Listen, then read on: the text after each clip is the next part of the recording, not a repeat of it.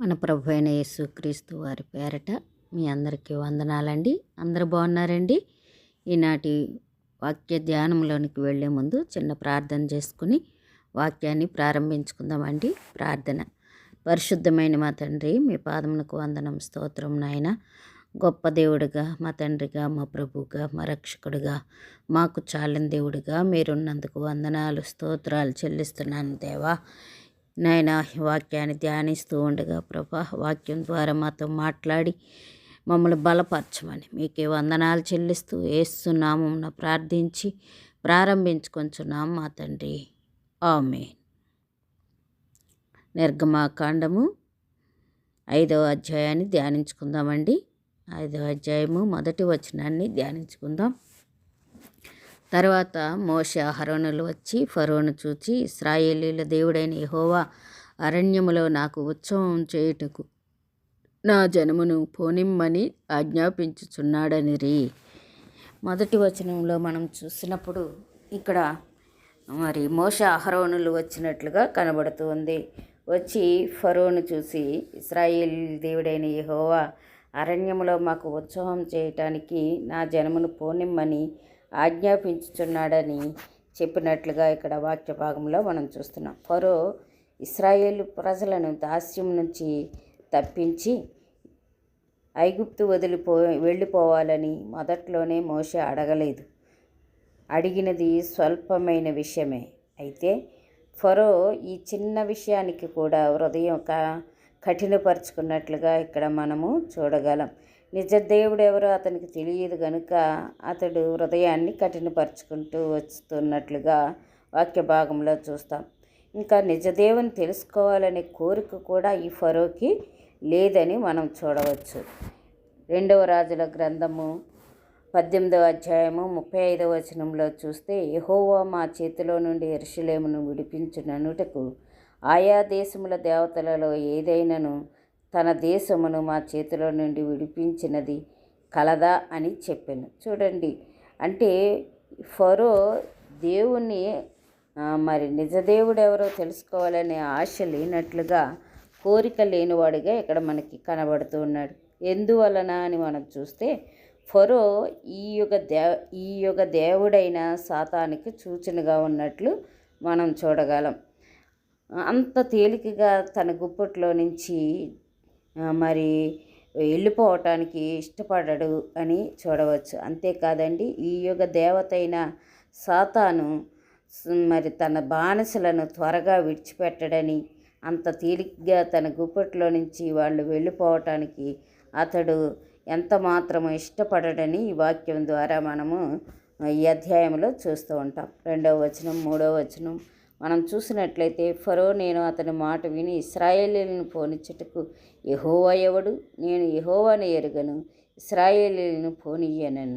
3వ వచనం అప్పుడు వారు, ఇబ్రీల దేవుడు మమ్మను ఎదుర్కొనెను. సెలవైన ఎడల మేము అరణ్యములోనికి 3 దినముల ప్రయాణం అంత దూరము పోయి మా దేవుడైన యెహోవాకు బలి అర్పించుదుము. లేని ఎడల ఆయన మా మీద తెగులుతోనైనను ఖడ్గంతోనైనను పడునేమో అనిరి. 4వ వచనం అందుకు ఐగుప్తురాజు, మోషే అహరోను, ఈ జనులు తమ పనులను చేయకుండా మీరు ఎలా ఆపుచున్నారు? మీ బరువులు మోయుటకు పొండనెను.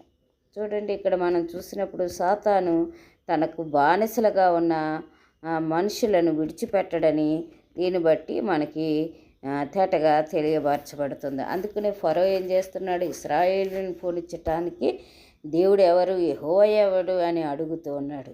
అంటే ఎంతటి మరి భయంకరమైన పరిస్థితుల్లో ఈ రాజును సాతానికి ఈ రాజు సూచనగా ఉన్నాడో, సాతాను కూడా సేమ్ అదే విధంగా మరి ఇశ్రాయేలీయులను మనుషులైన మనందరినీ కూడా సాతాను తన యొక్క గుప్పెట్లో బంధించి మనకి ఎరగా అనేక విషయాలను వేసినట్లుగా, మనకి ఉన్న బలహీనతలన్నీ కూడా వాటి నుంచి విడిపించబడటానికి సాతానికి ఎంత మాత్రము ఇష్టం ఉండదని మనము చూడవచ్చు. అందును బట్టి ఏం చేస్తుందంటే, ఈ యొక్క ఫరో రాజు ఏం చేస్తున్నాడంటే పోనివ్వటానికి ఇష్టపడటం లేదు. పైగా ఏమంటున్నాడంటే, ఇబ్రీల దేవుడు మమ్మల్ని ఎదుర్కొన్నారు.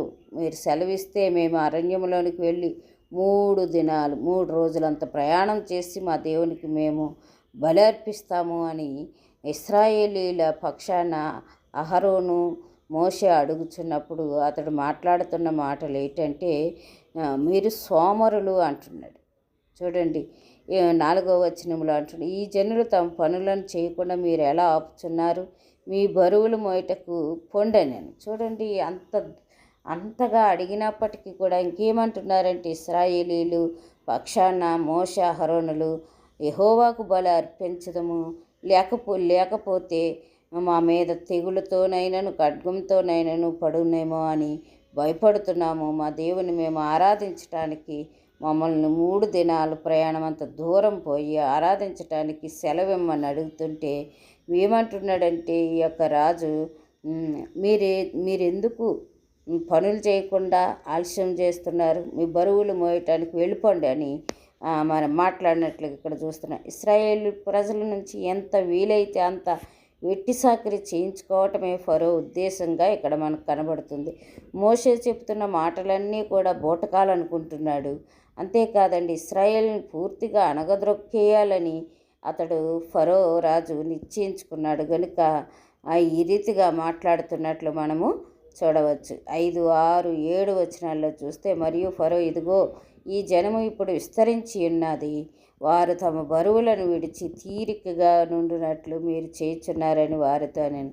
అంతేకాదండి, ఫరో మళ్ళా మోషే అహరోనులతో మాట్లాడుతున్నారు. ఈ ప్రజలు విస్తరించున్నారు ఇశ్రాయేలీలు, వీరు తమ బరువులను విడిచిపెట్టి తీరిగ్గా ఉండటానికి మీరు వారిని మరి తీసుకుని వెళ్తానని అంటూ ఉన్నారని మాట్లాడుతున్నట్లుగా ఉంది. ఆ దినమున ఫరో ప్రజలపైన ఉన్న నియామకులకును వారి నాయకులకును ఇట్లు ఆజ్ఞాపించెను, ఇటుకలు చేయుటకు మీరు ఇక మీదట ఈ జనులకు గడ్డి ఇయ్యకూడదు, వారు వెళ్ళి తామే గడ్డి కూర్చుకొనవలను. చూడండి, ఎప్పుడైతే మోషే అహరోనులు మాట్లాడుతూ ఉన్నారో అప్పుడు మరి మీరు ఎందుకు ప్రజలను తీరిగ్గా ఉండటానికి మీరు చేస్తూ ఉన్నారు అని చెప్తూ అంటున్నారు. మరి వారిపైన ఇశ్రాయేలీల పైన కార్యాలు జరిగించటానికి నియామకులను నియమించినట్లుగా ఇక్కడ మనం వాక్యంలో చూస్తున్నాం. నాయకులను నియమించినట్లుగా కూడా ఇక్కడ చూస్తున్నాం. వారికి ఆజ్ఞాపిస్తున్నాడు ఏమని అంటే, మీరు ఈ ప్రజలకి గడ్డి ఇవ్వద్దు, అయినా సరే వారు గడ్డి కూర్చుకోవాలి, ఇటుకలు రెడీ చేయాలి అని వారికి చెప్తున్నట్లుగా ఆ యొక్క మరి నాయకులకు ఆజ్ఞాపిస్తున్నట్లుగా ఇక్కడ మనము వాక్యంలో చూస్తున్నాం. 8, 9 వచనాల్లో చూస్తే, అయినను వారు ఇదివరకు చేసిన ఇటుకల లెక్కనే వారి మీద మోపవలను, దానిలో ఏమాత్రమును తక్కువ చేయవద్దు, వారు సోమరులు గనుక మేము వెళ్ళి మా దేవునికి బలినర్పించుటకు సెలవిమ్మని మొరపెట్టుచున్నారు. ఆ మనుషుల చేత ఎక్కువ పని చేయింపవలను, దానిలో వారు కష్టపడవలను, అబద్ధపు మాటలను వారు లక్ష్య పెట్టకూడదనేను. ఎప్పుడైతే మోషే అహరోనులు అడుగుతూ ఉన్నారో అప్పుడు ఇంకా రాజు హృదయం కఠినమైపోయి వారికి ఇంతకు ముందు గడ్డిచ్చి ఇటుకలు తయారు చేయమనేవాడు, ఇప్పుడు గడ్డి కూడా మీరే సమకూర్చుకోండి, ఇటుకలు కూడా మీరే చేయండి, మా లెక్కకు మాత్రము ఏమాత్రము తగ్గకూడదని వారి మీద అదనపు బరువు మోపినట్లుగా ఇక్కడ వాక్య భాగంలో మనం చూస్తున్నాం. అంతేకాకుండా అంటున్నాడు, మరి వారు సోమరులు కనుక మేము మా దేవునికి బలి ఇవ్వటానికి సెలవిమ్మని మొరపెట్టుచున్నారు అని అబద్ధపు మాటలు వారు మరి మోషే అహరోనులు చెప్తున్న మాటలు వారు లక్ష్య పెట్టకూడదు కనుక వారిపైన ఎక్కువ కష్టం పెట్టాలని ఫరో ఆలోచించినట్లుగా ఇక్కడ మనం చూడవచ్చు. మీరు వెళ్ళి 11వ వచనం, మీరు వెళ్ళి మీకు గడ్డి ఎక్కడ దొరుకునా అక్కడ మీరే సంపాదించుకునండి, అయితే మీ పనిలో నేను ఏమాత్రము తక్కువ చేయబడదని ఫరో సెలవిచ్చినండ్రి. అప్పుడు ప్రజలు గడ్డికి మారుగా కొయ్యకాలు కూర్చుటకు ఐగుప్తు దేశం అంతటను చెదిరిపోయేరి. ఇంక ఎప్పుడైతే ప్రజలపైన ఇశ్రాయేలీలపైన ఫరో రాజు మరి అదనపు బరువు పెట్టారో అప్పుడు వాటిని ఎతకటం కొరకు మరి వాటిని సమకూర్చుట కొరకు వారు చెదిరిపోయినట్లుగా ఇక్కడ మనము చూస్తున్నాం. దేశమంతటా చెదిరిపోయి కొయ్యకాలు కూర్చుకుని తీసుకుని వచ్చి వారి పనులు నిర్వర్తించేవారుగా ఉన్నట్లు ఇక్కడ మనకి కనబడుతూ ఉన్నారు. 13, 14, 15 వచనాల్లో చూస్తే, మరియు కార్య నియామకులు వారిని త్వరపెట్టి గడ్డి ఉన్నప్పటి వల్లనే ఈనాటి పని ఆనాడు ముగించుడనిది.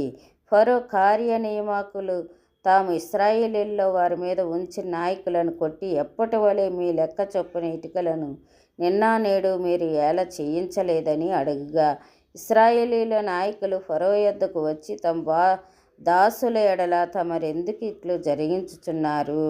ఇక్కడ ఇప్పటి వలె మరి కొయ్యకాలు కూర్చుకొని వచ్చి మరి ఆ దేశమంతటా చెదిరిపోయి అన్నీ తెచ్చిపెట్టుకుని వారు గడ్డి ఉన్నప్పటి వలె గడ్డి వారు ఇచ్చినప్పుడు ఎలాగ ఇటుకలు తయారు చేసేవారో అదేవిధంగా ఇటుకలు తయారు చేయటానికి వారు మరి సిద్ధపడినట్లుగా ఇక్కడ మనం చూస్తూ ఉన్నాం. ఇటుకలను నిన్న నేడు మీరు ఎలా చేయించలేదని అడుగుగా ఇక్కడ చూస్తున్నాం. లెక్కబట్టి ఇటుకలు చేయించాలని అధికారులను అడిగినప్పుడు, కార్యనిర్వాహకులను అడిగినప్పుడు వారు అంటూ ఉన్నారు, నాయకులు ఫరో యొద్దకు వచ్చి ఇశ్రాయేలీల పక్షాన తమ దాసుల ఎడల మీరు ఎందుకు ఇట్లు జరిగించుచున్నారని అడిగినట్లుగా ఇక్కడ మనము వాక్య భాగంలో చూస్తున్నాం. 16, 17 వచనాల్లో తమ దాసులకు గడ్డి ఇయ్యరు, అయితే ఇటుకలు చేయడని మాతో చెప్తున్నారు, చిత్తగించము, వారు తమరి దాసులను కొట్టుచున్నారు, అయితే తప్పిదం తమరి ప్రజల యందే ఉన్నదని మొరపెట్టిరి. అందుకతడు మీరు సోమరులు, అందుచేత మేము వెళ్ళి యెహోవాకు బలినర్పించుటకు సెలవిమ్మని మీరు అడుగుచున్నారు. అసలు కారణం ఏమిటి అని మనం చూస్తే, ఫరో ఇశ్రాయేలీలను విడిచిపెట్టడానికి ఇష్టం లేక అతడు ఏం చేస్తున్నాడంటే గడ్డిని ఇవ్వటం మానేసి గడ్డిని తెచ్చుకోమంటున్నాడు. అదేవిధంగా మరలా ఇటుకలు ఇప్పటి వలె ఇంతకుముందు ఎలా చేశారో అలాగే గడ్డి తెచ్చుకోవటానికి పట్టే సమయం అంతా వృధా అవుతుంది. సమయాన్ని ఎక్కువ ఇవ్వకుండా అదే సమయంలో అప్పటి వలె అన్నీ ఉన్నప్పుడు వలె చేసి అప్పగించాలని ఇశ్రాయేలీల పైన ఎక్కువ భారం మోపినట్లుగా ఇక్కడ వాక్య భాగంలో చూస్తున్నాం. అయితే వారు వచ్చి ఫరోని అడుగుతున్నారు, ఇంతకుముందు గడ్డి ఇచ్చి ఇటుకలు చేయించేవారు, ఇప్పుడు గడ్డి కూడా మేమే కూర్చుకోవాలి, ఇటుకలు తయారు చేయాలి, మాకు సమయము కొంచెం, మీ పని ఎక్కువ ఉందని మరి ఫరోతో చెప్పినప్పుడు ఫరో అంటున్నాడు, మీరు సోమరులు అని ఇశ్రాయేలీని అంటూ మేము వెళ్ళి యెహోవాకు బలినర్పించుటకు సెలవిమ్మని అడుగుతున్నారు. మీరు సోమరోళ్ళు కాబట్టి మీరు పొండి పని చేయుడి, గడ్డి మీకు ఇయ్యబడదు, అయితే ఇటుకల లెక్క మీరు అప్పగింపక తప్పదని చెప్పాను. చూడండి, అలా చెప్తూ కోప్పడుతూ అంటున్నాడు, మీరు పోయి మీ పని మీరు చేయండి, గడ్డి మీకు ఇయ్యబడదు, కానీ మీరు ఇంతకుముందు ఎంత లెక్క అప్పచెప్పేవారో అంతే లెక్క అప్పచెప్పాలి, ఇది మీకు తప్పదని ఫరో కఠినంగా మరి ఇశ్రాయేలీలతో మాట్లాడినట్లు ఇక్కడ మనము చూస్తూ ఉన్నాం. 19వ వచనంలో మీ ఇటుకల లెక్కలోనే మాత్రమును తక్కువ చేయవద్దు, ఏనాటి పని ఆనాడే చేయవలనని రాజు సెలవీయగా ఇశ్రాయేలీల నాయకులు తాము దురావస్థలో పడి ఉన్నట్లు తెలుసుకున్నారు. చూడండి, ఇక్కడ ఇశ్రాయేల్ ప్రజలలో బలహీనత, సంచలత్వం కనిపిస్తున్నాయని, కొన్నిసార్లు దేవునిపై నమ్మకం ఉంచారు, కొన్నిసార్లు నమ్మలేదు, కొన్నిసార్లు ఆయనను స్తుతించి ఆరాధించారు, మరికొన్నిసార్లు ఆయనకు మోషేకు విరోధంగా చనిగారు. మరో మాటలో చెప్పాలంటే వారు కూడా మనలాగా సాధారణ మనుషులు. వారిలో కనిపించిన నిరుత్సాహము మోషే మీద కూడా ప్రభావం చూపించింది. ఇంకా మనం చూస్తే ఎందుకు అని మోషేని అడిగినప్పుడు దేవుడు ఏమి జవాబు ఇవ్వలేదు. చాలాసార్లు ఇలాంటి ప్రశ్నకు జవాబు రాదని మనం చూడవచ్చు. యెషయా గ్రంథము 59:9 వచనంలో మనం చూడవచ్చండి ఈ విషయాలు. అక్కడ ఏమని రాయబడి ఉందంటే, ఆకాశములు భూమికి పైన ఎంత ఎత్తుగా ఉన్నవో నీ మార్గముల కంటే నా మార్గములు, మీ తలంపుల కంటే నా తలంపులు అంత ఎత్తుగా ఉన్నవి. ఈ వాగ్దానము ఇశ్రాయేలీల పక్షాన ఉన్నది. కాబట్టి దేవుని ఉద్దేశం వేరు, దేవుని తలంపులు వేరు. కానీ ఇశ్రాయేలీలు తమను పెట్టుచున్న బాధను భరించలేక వారు మాట్లాడుతున్న మాటలుగా మనం చూడవచ్చు. 20, 21, 22 వచనాల్లో చూస్తే, వారు ఫరో యొద్ద నుండి బయలుదేరి వచ్చుచు తమను ఎదుర్కొనుటకు దారిలో నిలిచి ఉన్న మోషే అహరోనులను కలుసుకొని 21 యెహోవా మేము చూసి న్యాయం తీర్చునుగాక. ఫరో ఎదుటను అతని దాసుల ఎదుటను మమ్మను అసహ్యులుగా చేసి మమ్ము చంపుటకై వారి చేతికి ఖడ్గమిచ్చితిరని వారితో అనగా. చూడండి, ఈ అహరోను మోషే అహరోనులతో కలుసుకుని దారిలో వారిని కలుసుకుని వారికి జరుగుతున్న అన్యాయం గురించి ఫరోను గురించి మోషే అహరోనులకు చెప్తూ, మీరేం చేశారు మాకు అని మమ్మలను దాసులు ఎదుటను రాజు ఎదుటను మమ్మల్ని అసహ్యులుగా చేశారు, మమ్మల్ని చంపుటకే వారి చేతికి మమ్మల్ని చంపాలని వారి చేతికి ఖడ్గం ఇచ్చారని మోషే అహరోనులను మరి వారితో మాట్లాడుతున్నట్లుగా ఇక్కడ చూడవచ్చు. 22, 23 వచనాల్లో మోషే యెహోవా యొద్దకు తిరిగి వెళ్ళి, ప్రభువా, నీవేళ ఈ ప్రజలకు కీడు చేసితివి, నన్నేల పంపితివి. 23 నేను నీ పేరట మాట్లాడుటకు ఫరో యొద్దకు వచ్చినప్పటి నుండి అతడు ఈ జనులకు కీడే చేయుచున్నాడు, నీ ప్రజలను నీవు విడిపింపను లేదనెను. చూడండి, మోషే అహరోనులు కలిసి ఇప్పుడు మోషే దేవుని సన్నిధికి వెళ్ళి, మేము ఎప్పుడైతే ఇశ్రాయేలీయుల పక్షాన వెళ్ళి మాట్లాడుతున్నామో అప్పుడు ఇశ్రాయేలీయులైన నీ ప్రజలకి కీడు చేశాము అని మాట్లాడుతూ ఉన్నట్లుగా మనం చూడవచ్చు. తన ప్రజల పక్షాన మరి మోషే దేవునితో మాట్లాడుచు దేవునికి విన్నవించుకున్నట్లు ఇక్కడ మనం చూడవచ్చు.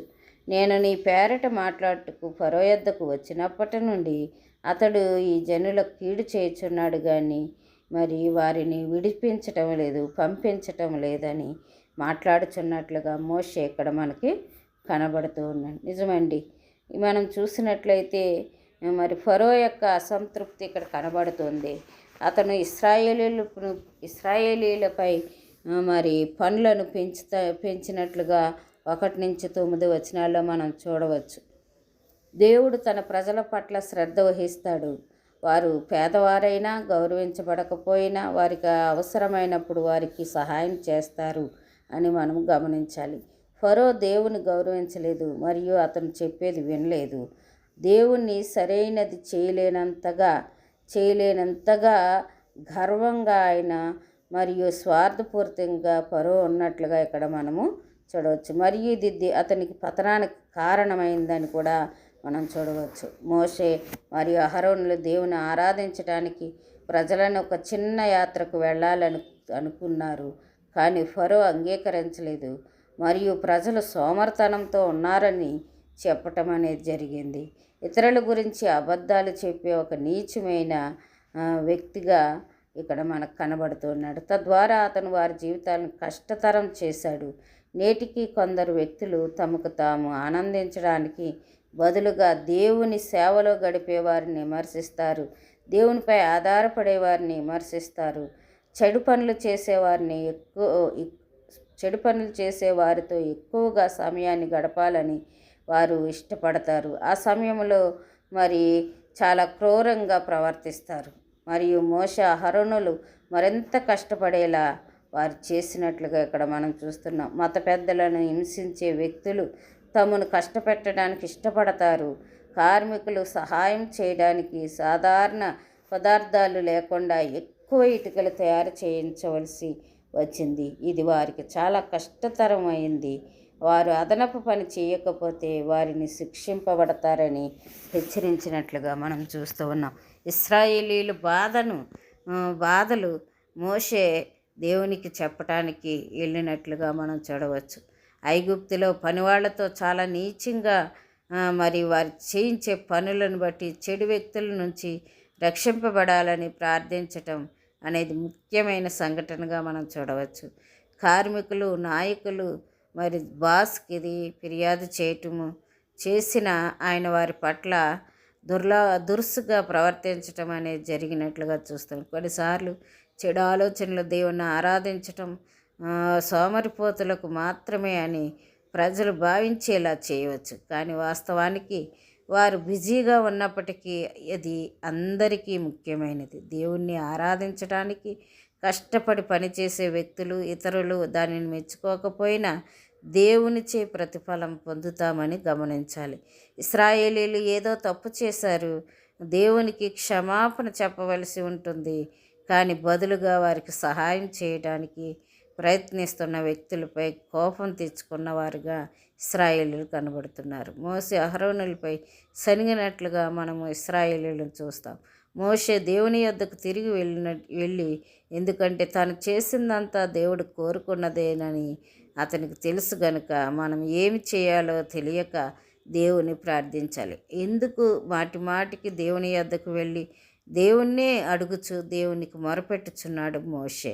మరి సహాయం కోసం దేవుణ్ణి అడుగుతూ ఉన్నట్లుగా ఇక్కడ మనం చూడవచ్చు. మనం కోరుకున్న విధంగా విషయాలు జరగనప్పుడు మనం దేవుని వదులుకోకూడదండి. దేవుడు నాకేమి చేయటం లేదు, నాకు ఏ మేలు చేయలేదు, నన్ను విడిచిపెట్టేశాడని దేవుణ్ణి వదిలించుకోకూడదండి. కానీ దేవునిపై ఆధారపడి దేవునికి మొరపెట్టుకున్నప్పుడు వారి మొరలు ఖచ్చితంగా దేవుని యొద్దకు చేరతాయి. బదులుగా వారు జరిగిన విధంగా ఎందుకు జరిగిందో గుర్తించడానికి ఇశ్రాయేలీయులు ప్రయత్నించటం లేదు. కానీ మోషే అహరోనుపై సనిగుచు మాకు ఎక్కువ భారం పెట్టేటట్లుగా మీరు చేశారని మాట్లాడుతున్నట్లుగా ఇక్కడ వాక్య భాగంలో మనం చూస్తున్నాం. మనకి ఎన్నో కష్టాలండి, ఇరుకులు, ఇబ్బందులు, సమస్యలు, వీటన్నిటి నుంచి మనము విడుదల పొందాలంటే ఖచ్చితంగా దేవుని యొద్దకు వెళ్ళి దేవునికి మొరపెట్టి దేవుని దగ్గర నుంచి మనము జవాబు తెచ్చుకుని